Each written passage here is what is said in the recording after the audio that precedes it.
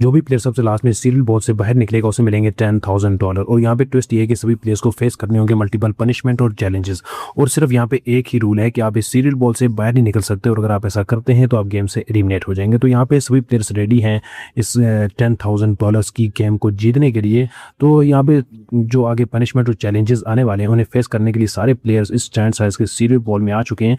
अब इन्हें जो पहला राउंड है जो इन्हें फेस करना होगा वो ये है कि इन्हें पहले चैलेंज के अंदर बैक फ्लिप लगानी होगी। तो देखते हैं कौन कौन से प्लेयर यहाँ पे पहले राउंड में बाहर हो जाते हैं और कौन सा प्लेयर है जो लास्ट तक इस सीरियल बॉल के अंदर टिक पाता है और जीतता है $10,000। तो पहला मुझे लगता है जो चैलेंज है वो बहुत ही ईजी है, तो यहाँ पे सभी प्लेयर्स पहला चैलेंज कर पाएंगे। तो यहाँ जो सारे प्लेयर्स हैं वो पहला राउंड किसी तरह सर्वाइव कर लेते हैं, जो कि इतना मुश्किल नहीं था।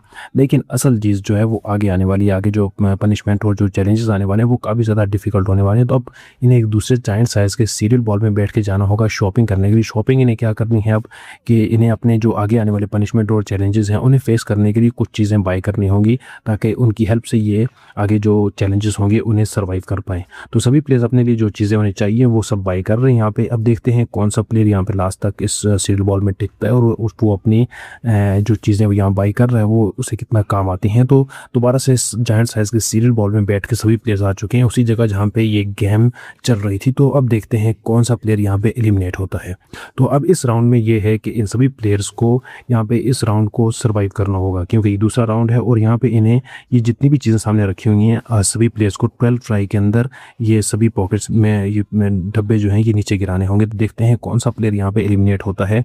तो ऑब्वियसली यहाँ पे ए प्लेयर तो एलिमिनेट होगा ही, लेकिन अगर यहाँ ना हुआ तो नेक्स्ट राउंड में होगा और ऑब्वियसली यहीं पे एक और प्लेयर जो है वो है यहाँ पे एलिमिनेट हो जाता है। तो फाइनली अब बचे हैं सिर्फ 3 प्लेयर्स। तो देखते हैं यहाँ पे और कौन कौन से प्लेयर आगे किस राउंड में एलिमिनेट होते हैं।